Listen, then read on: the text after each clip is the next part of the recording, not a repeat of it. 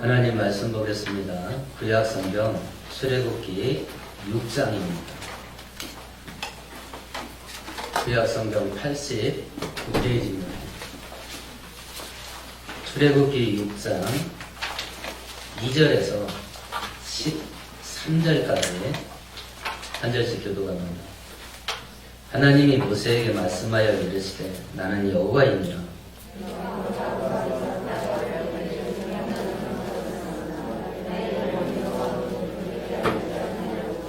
가나안 땅 곧 그들이 거류하는 땅을 그들에게 주기로 그들과 언약하였더니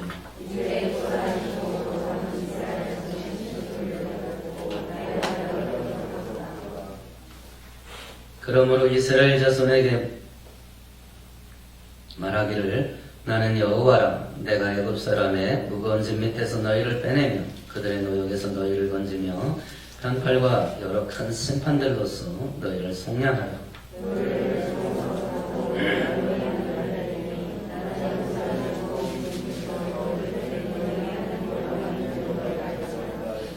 내가 아브람과 이삭과 야곱에게 주기로 맹세한 땅으로 너희를 인도하고 그 땅을 너희에게 주어 기업을 삼게 하리라. 나는 여호와라 하셨다 하라.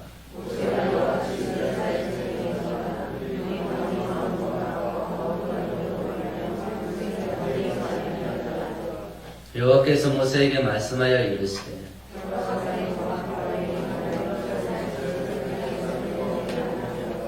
모세가 여호와 앞에 아뢰어 이르되 이스라엘 자손도 내 말을 듣지 아니하였거든 바로가 어찌 들으리이까. 나는 입이 둔한 자니이다.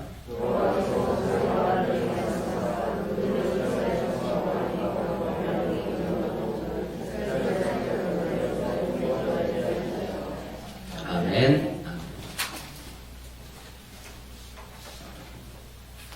우리가 스스로 본인에게 한번 질문 한번 던져보십시다.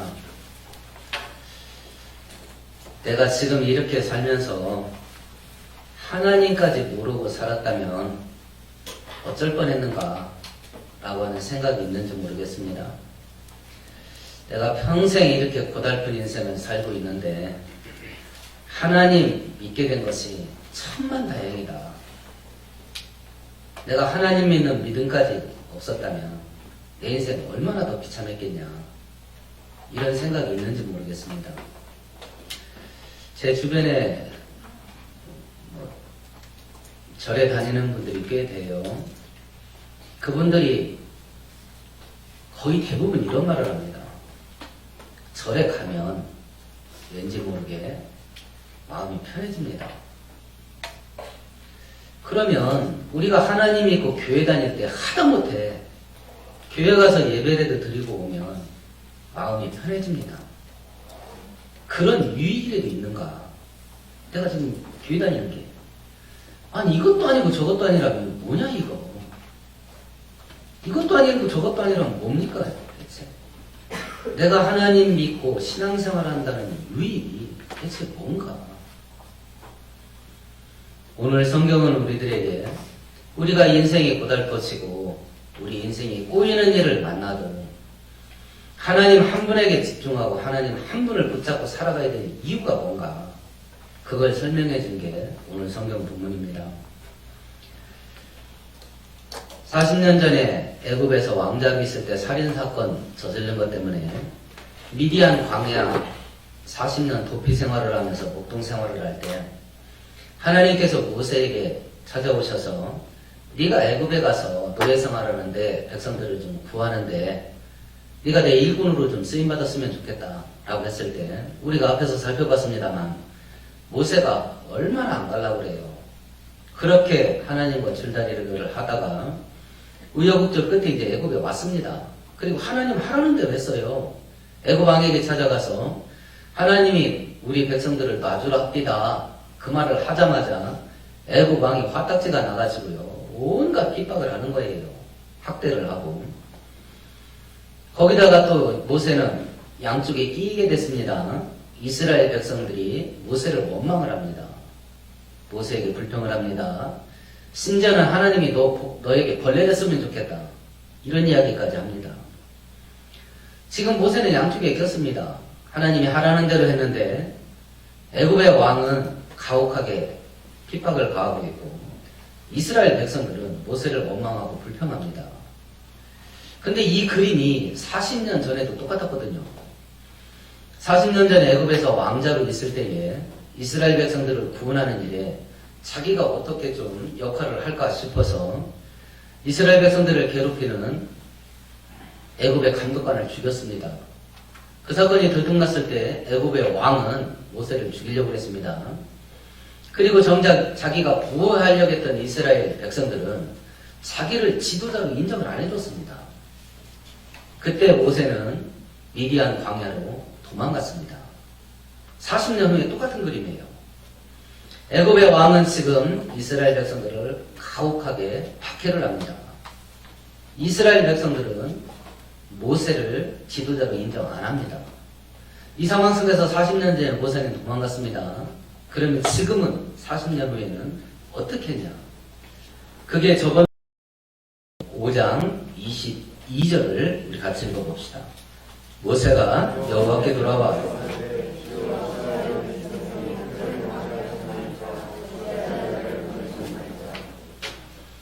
40년 전에는 도망갔습니다. 근데 똑같은 환경을 만났을 때 지금은 모세가 하나님께 돌아갑니다. 그리고 하나님께 기도합니다. 그리고 오늘 읽었던 본문은 모세의 기도에 대한 하나님의 응답이에요. 그리고 하나님의 응답 속에서 이런 현실을 보면서도 하나님을 붙잡고 하나님을 의지해야 될 이유가 뭐냐, 그걸 우리들에게 설명해 주는 게 오늘 본문인데, 우리도 현실이 녹록지 않습니다. 야, 내가 날마다 기도하고 내가 교회 다닌 지 지금 10년, 20년, 30년이 넘어간다. 근데 내 인생에 바뀐 게 없다. 그럼 이 기독교 신앙이라고 하는 것이, 여호와 신앙이라고 하는 것이 내 인생에 무슨 유익이 되냐? 라고 의심에 빠지면서 믿음을 이거 계속 가야 되냐 말아야 되냐, 이렇게 요동치는 상태에 빠질 거냐, 그럼에도 불구하고 하나님 믿고 가야 되냐, 이 결단이 새로워지는 은혜가 있기를 축원드리겠습니다. 눈앞에 가혹한 현실이 펼쳐짐에도 불구하고 우리가 하나님을 믿고 의지해야 될 첫 번째 이유가 뭐냐? 3절을 같이 읽어보십시다. 내가 아브라함과 이삭과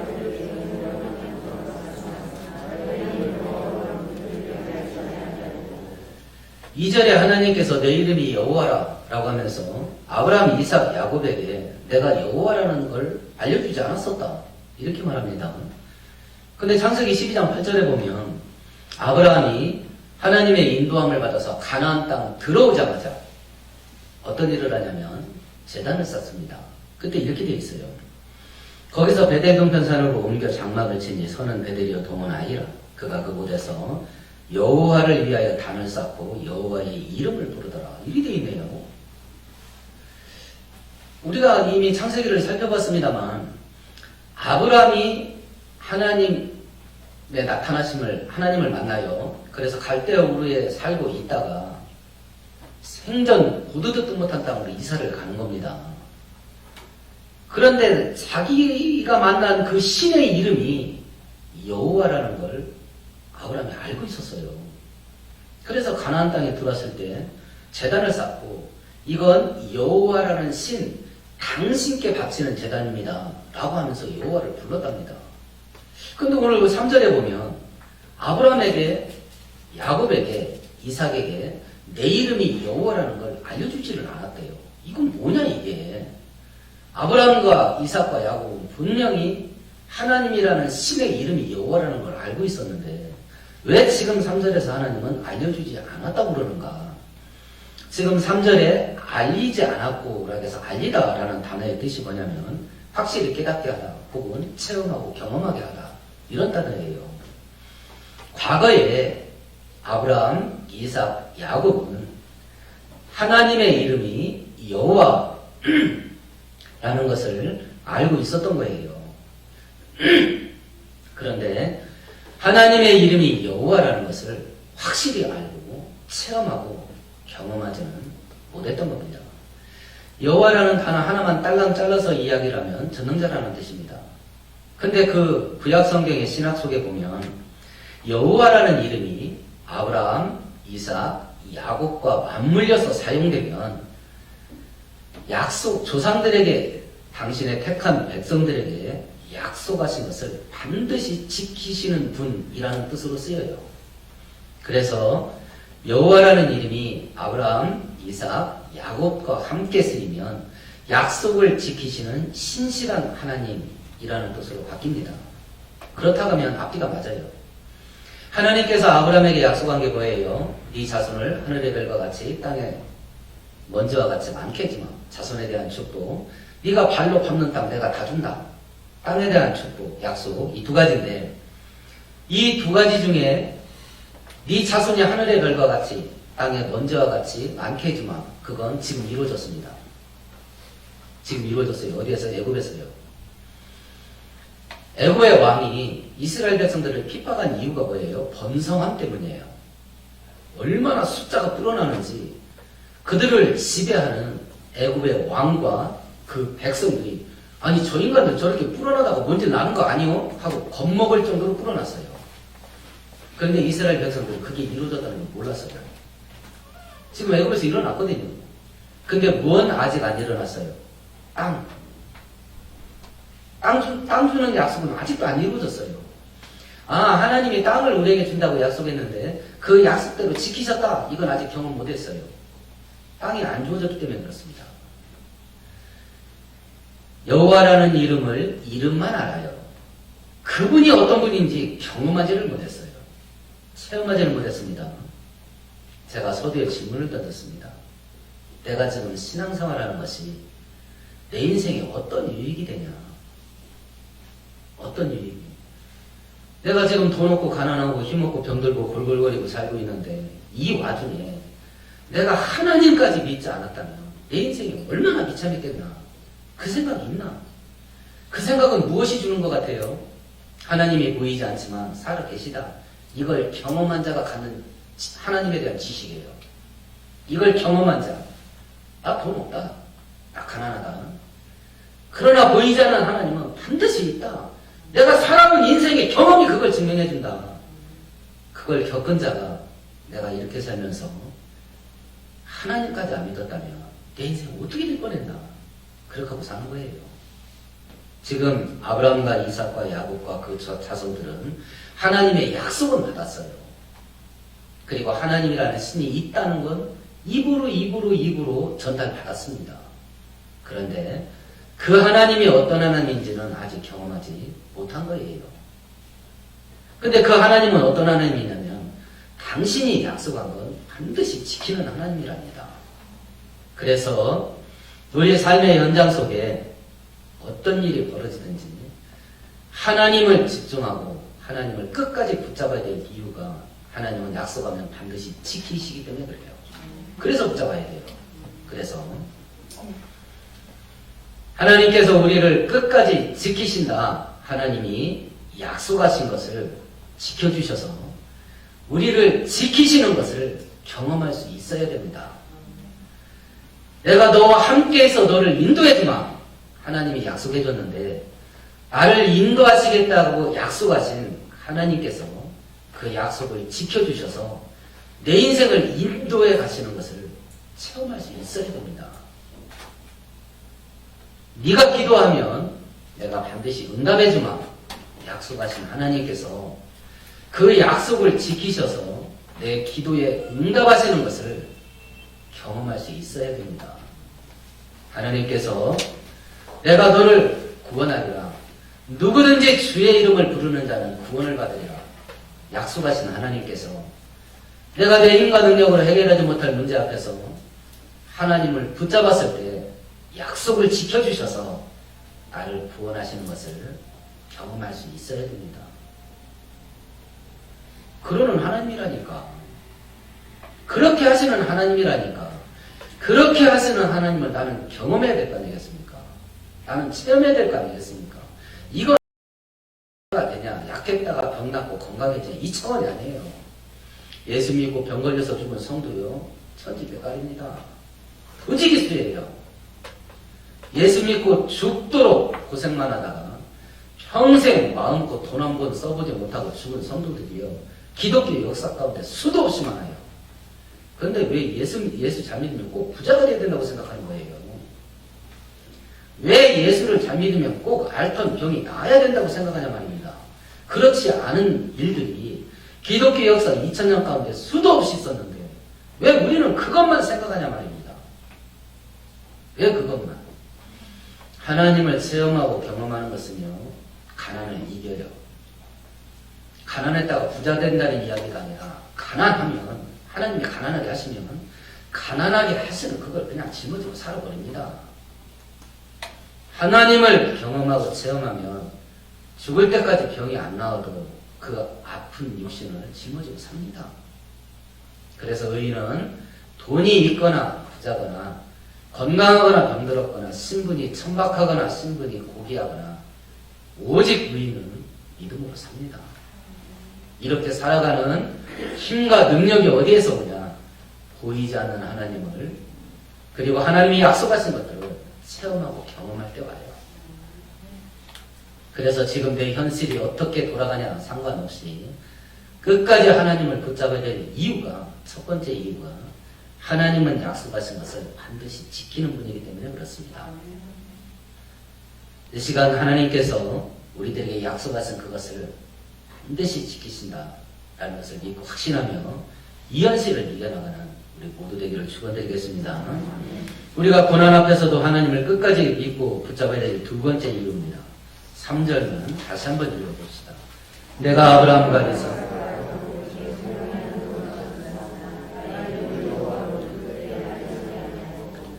하나님께서 나는 전능의 하나님이다. 전능의 하나님. 하나님께서 전능하신 하나님이기 때문에 지금 내 눈앞에 어떤 현실이 펼쳐지든지 하나님을 끝까지 붙잡아야 됩니다. 하나님이 전능하신 하나님이기 때문에. 하나님이 우리들에게 많은 축복을 약속하셔요.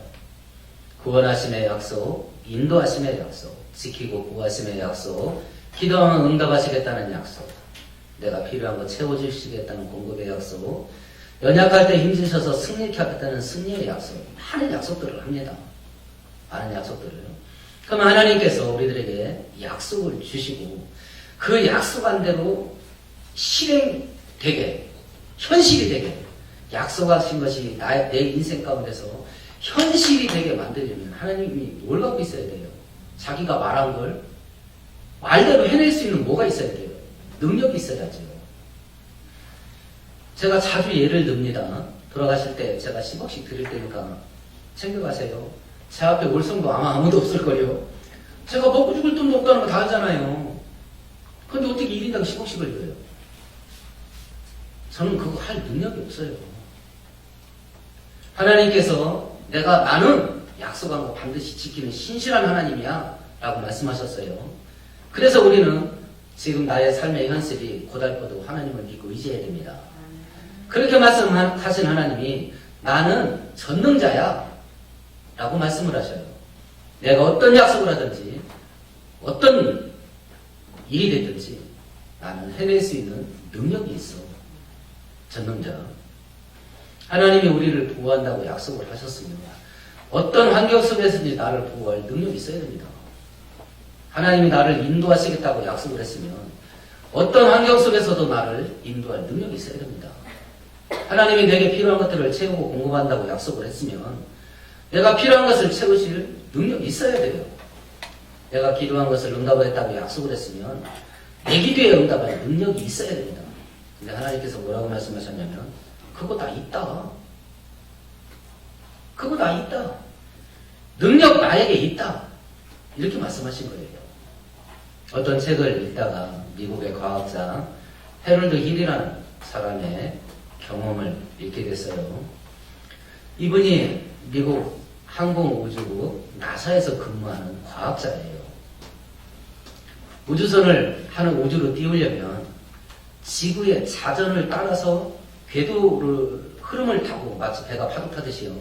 흐름을 타고 우주 바깥으로 빠져나가니까 지구의 자전 궤도를 10년 뒤 과거로 추적한 거예요. 10년, 100년, 1000년, 수천 년 지구의 자전의 역사를 슈퍼컴퓨터에다가 자료를 입력해서 역추적했어요.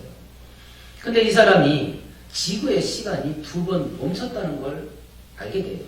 한 번은 23시간 30분, 한 번은 40분. 야, 이거 기가 막히다. 왜 시간에 공백이 2번이나 있나? 그러다가 예수를 믿는 동료 직원에게서 성경에 보면 해가 2번 멈춘 기록이 있다는 걸 듣게 돼요. 기독교인한테는. 그리고 자기가 확인합니다. 여호수아에서 아모리 족속과 전쟁할 때 승리가 눈앞에 있는데 해가 지기 시작해요. 그때 여호수아가 하나님께 기도하죠. 태양아 머무르게 달라고. 그때 태양이 하루 종일 머물렀다 그래요. 24시간 30분. 거의 하루 분량이에요. 열왕기하 20장에 보면 히스기야 왕이 죽을 병 걸립니다. 하나님께 통곡을 하면서 기도를 해요. 내가 어떻게 하나님을 신실하게 섬겼는지 아시지 않습니까? 그때 하나님께서 이사야 선지자를 보내서 이 병이 나을 기다. 그리고 15년 더 살게 될 건데 이 하나님의 약속의 말씀이 믿어지지 않거든. 징조를 부여라. 해시계가 15도 앞으로 가게 해주리, 15도 뒤로 물러가게 해주리. 이랬을 때 히스기야가 앞으로 가는 건 쉬울 것 같고, 왜냐면 굴러가던 태양이니까 굴러가는 김에 굴러가면 되니까 뒤로 물러나게 해주세요. 이렇게 해서 15도가 뒤로 물러나게 돼요. 40도. 그걸 자기 눈으로 성경을 확인하고 이 헤로드 힐이라는 사람이 그 순간부터 예수를 믿게 돼요. 우리 인간의 지식과 기술로 측정할 수 있는 최고의 능력이 뭐냐면, 힘이 뭐냐면, 에너지가 뭐냐면 우주가 움직이는 힘이에요. 바닷속에 있는 땅이 솟아오르는 거, 화산이 터지는 거, 지각변동, 자연이 변동되는 거, 이런 거 정도가 아니라 우주가 움직여지는 에너지, 이게 사람이 발견할 수 있는 최고의 능력이에요. 근데 하나님은 그걸 말로 해요. 말로. 사람이 이 최첨단 지식과 기술로 그나마 일부, 그래서 하나님의 광대하심과 하나님의 전능하심이 이게 뭐냐 대체 조금이라도 이해하고 싶으면 우주 천문학을 배우는 게 굉장히 도움이 됩니다. 야, 내 나이 그런 거 공부하라 소리가 아니고요. 유튜브에다가 우주 혹은 천문학이라고 단어를 치시면 10분짜리, 5분짜리 짧은 동영상들이 수천 개 떠요. 이 우주 안에서 어떤 일이 벌어지는지. 그런 것들을 20-30개만 보면, 하나님 능력 진짜 위대하다. 이 고백이 절로 나와요. 핸드폰을 가지고 재미있는 일을 그만하세요. 핸드폰을 가지고 유익한 데 쓰세요. 유익한 데. 재밌고 끝나는 일에 왜 귀한 시간을 낭비하십니까? 왜 귀한 시간을? 저는 남녀 차별하고 싶지는 않아요. 근데 한국 기독교의 문제는 이미 여자의 문제가 됐어요. 한국 기독교의 문제는 여자의 문제예요. 수많은 가전제품이 나옵니다. 대부분 다 여자 도와주는 거예요. 저희 큰애 성모가 7남매를 낳는데 만삭에 오전에 밭에 김매러 갔다가 밭에서 애를 낳았어요. 통증이 와서.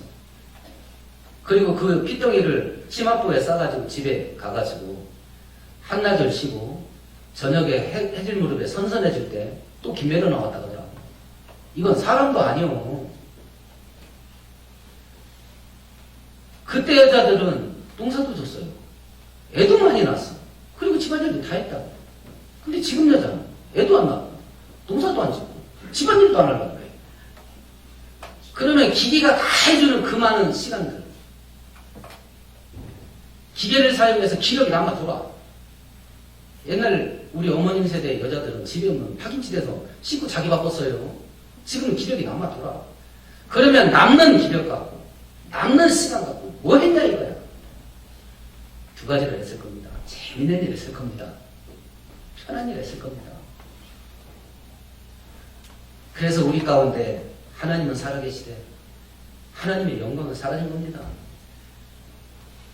이 게으름과 이 방자함과 이 나약함이 하나님은 전능하시대. 교회와 성도 삶 가운데서 그 전능한 일이 나타날 수가 없었던 거예요. 그리고 이 전염병이 돌았을 때 교회가 이렇게 무시를 당하고 이렇게 모욕을 당하고 이렇게 멸시를 당했던 겁니다.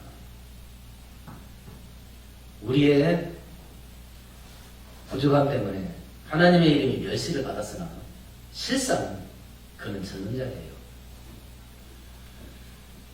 우리의 믿음 없음 때문에 우리의 삶 가운데 하나님의 능력이 나타나지 않았으나 실상 여호와는 전능하신 만군의 여호와예요. 그래서 믿어야 돼요. 그래서 그분을 우리가 험악한 환경 속에 빠져 있어도 끝까지 붙잡아야 될 이유가 바로 여기 있었던 겁니다. 우리의 삶이 고달프게 돌아갈지라도 우리가 믿는 하나님이 전능하신 하나님이라는 걸 믿는 믿음 가지고 다시 한번 연약한 우리의 무릎을 세우는 은혜가 있기를 축원드리겠습니다. 우리가 하나님만을 붙잡고 의지해야 될 세 번째 이유입니다. 5절을 같이 읽어보십시다. 이제 애굽 사람이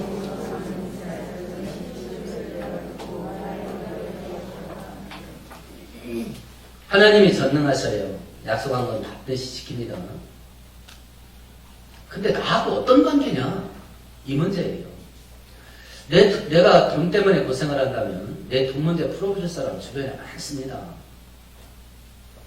술 한잔 마시는 값이 수천만 원인 사람 많아요. 우리 주변에.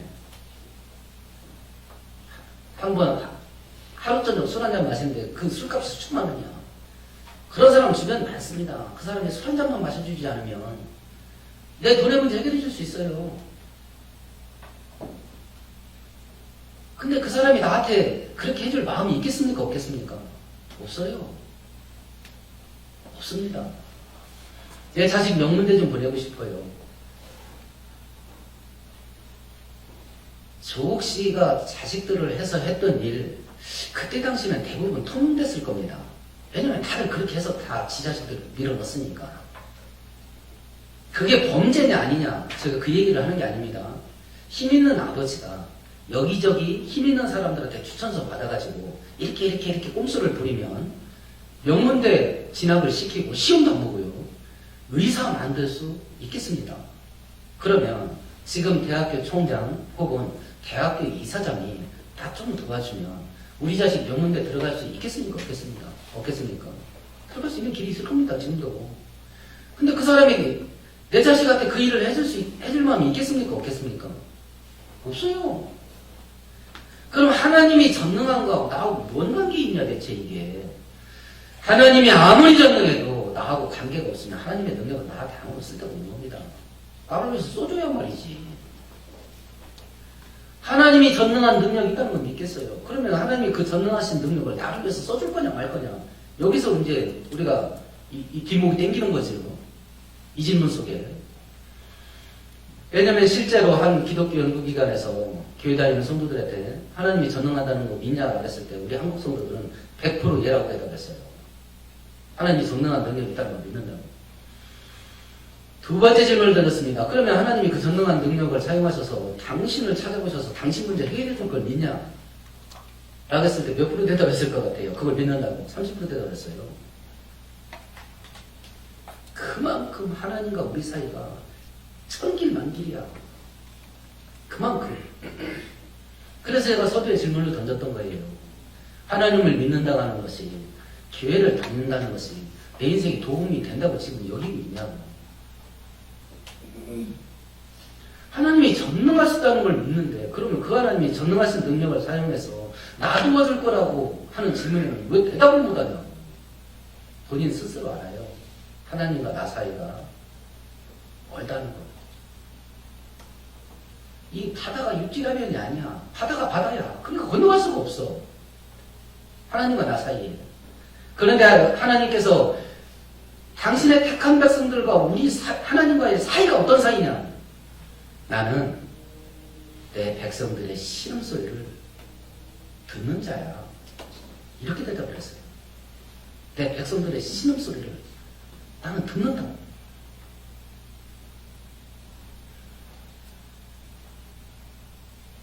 나이 먹어서 대학을 졸업하고 군대 갔을 때 고참들이 저 참 많이 괴롭혔어요. 그래서 저는 군대에서 사람이 얼마나 징그럽지를 경험했어요. 사람이 얼마나 징그러운지. 혼자 고쳐 쓰면서 고참은 따뜻한데 이제 안에 들어가 있고 저는 이제 칼바람 부는 바깥에 나가서 고쳐를 쓸 때 하나님, 제가 나가면 두 번 다시 사람 섬기면서 살지 않으랍니다. 사람이 징그러운 걸 경험했으니까. 아이고, 근데 사람 안 섬기고 사는 방법이 하나밖에 없다는 걸 그때는 몰랐네요. 사람 안 섬기고 사는 방법이 뭐밖에 없어요? 하나님 섬기고 사는 것밖에 없잖아요. 내가 네 기도를 응답하지 마. 일이 된 것 같아요. 그래서 저를 손을 보는데 저를 군기를 잡는데 창으로 내려보가더니 이렇게 코골이 벽이 이렇게 튀어나왔어요. 거기다가 제가 제 머리를 찍으라는 거예요. 그리고 그 소리를 자기 심금을 울린대. 아, 나 환장하겠더라고. 아, 대체 얼마나 들이박아야 자기 심금이 울려지는 거야. 얼마나 들이박아야. 눈탱이 밤탱이 된다는데 그거 해보셨어요? 진짜 밤탱이 됩니다. 밤탱이 됩니다. 근데 하나님은요, 우리의 작은 신음소리가 당신의 심금을 울린답니다. 우리의 작은 눈물 한 방울을요, 자기 가슴에 담겠다는 거예요. 그래서 충분한 사는 하나님 붙잡아야 됩니다. 하나님이 나와 당신 사이에, 우리 사이가 어떤 사이냐? 나는 너의 작은 신음소리도 듣는 자야 라고 말했기 때문에 그렇습니다. 하나님은 우리의 눈물을 기쁨으로 바꿔줄 능력이 있습니다. 하나님 우리의 탄식을 즐거움으로 바꿀 능력이 있어요. 그래서 하나님을 붙잡아야 돼요. 그래서 그러면 이런 하나님을 붙잡으라고 모세가 그렇게 이스라엘 백성들을 설득을 하는데 이스라엘 백성들이 하나님을 붙잡는 일에 실패를 했어요. 야, 우리를 찾아오시고 구원하시려고 하느님이 이런 하나님이다. 그러니까 하나님 붙잡아야 된다. 근데 이스라엘 백성들은 그 하나님을 붙잡는 데 실패를 했어요. 이유가 뭘까? 9절입니다. 우리 같이 읽어보십시다. 모세가 이와 같이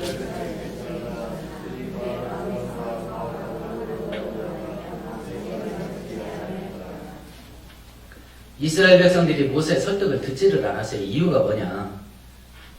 가혹한 노역, 죽도록 뼈가 빠지게 일만 하는 거예요. 또 그렇게 일하는데도 일을 못한다고 또 두드려 맞아. 이런 현실 앞에서 마음이 상했답니다. 마음이 상했대요. 두 가지가 원인이에요. 첫 번째, 가혹한 현실. 두 번째, 그것으로 인해서 마음이 무너졌어요. 하나님을 향한 마음이 무너졌습니다. 마음이 상했답니다. 마귀가 우리에게 찾아올 때 첫 번째, 섭섭마귀가 찾아옵니다. 하나님이 하시는 일이 섭섭한 거예요. 하나님이 나한테 이러면 안 되는데 섭섭해집니다. 그 섭섭마귀 들어오면 반드시 2단계로 넘어갑니다. 삐딱마귀 옵니다. 그 다음부터는 뭘 해도 삐딱으로 나가. 이거 해. 해봐요. 뭐해? 삐딱하게 나갑니다. 안 합니다. 이거 하지 마. 그럼 삐딱하게 나갑니다. 하지 말라면 죽어도 해. 하나님 말씀에 순종해야 우리에게 살 길이 열립니다. 순종은 하나님을 위해서 해드리는 거 아니에요. 내 인생을 복되게 하기 위해서 나를 위해서 하는 겁니다. 근데 마귀는요, 그걸 삐딱하게 만들어요. 죽으라고 거꾸로 합니다. 죽으라고. 저번 주에도 말씀드렸습니다. 내 주변 환경, 그리고 내가 사는 이 시대의 삶의 현실, 이것이 내 신앙생활을 견고하게 하고 내 신앙생활이 뜨거워지게 하고 내 신앙생활이 성장하게 만드는데 도움이 될 거냐 도움이 안 될 거냐 라고 했을 때 성경은 삶의 현실은 주변 환경은 우리 신앙생활을 도와주지 않는다예요. 항상 걸림돌 됩니다. 주변 현실 바라보면 하나님 못 봅니다. 그러면 현실 속에 빨려 들어가요. 그러면 죽어요. 그래서 성경은 한결같이 우리에게 말씀하는 게 뭐냐면 어찌하여 다윗이 고백하죠. 내 영혼아 어찌하여 낙담하느냐. 눈을 들어 여호와를 바라보라. 현실을 바라보면 주저앉습니다. 믿음은 현실을 바라보는 게 아니라 현실을 초월해서 하나님을 바라보는 거예요. 그럼 현실이 이깁니다. 현실을 이깁니다. 그 믿음 따라서 하나님이 가난했을 때 믿음을 기특하게 여기서 물질의 축복을 주시면 축복의 열매로 가난을 이길 수 있겠습니다. 혹독한 가난 속에 시달림에도 불구하고 그 현실에 매이지 않고 믿음으로 하나님을 바라볼 때 하나님께서 은혜를 주셔서 계속 가난한데도 불구하고 이스라엘 백성들은 고난 속에서 하나님 버린 거예요. 떠난 거고 그렇게 하지 않고 그 가난을 짊어지고 끝까지 하나님을 바라보면서 믿음의 길을 가게 하셔서 가난을 이기게 할 수도 있습니다. 어떤 것이 됐든지 가난했다가 은혜 받아서 부자가 되든지 가난함에도 불구하고 끝까지 가난하게 살다가 끝까지 믿음 지키고 사는 인생이 됐든지 하나님의 은혜가 있어야 그렇게 살 수 있어요.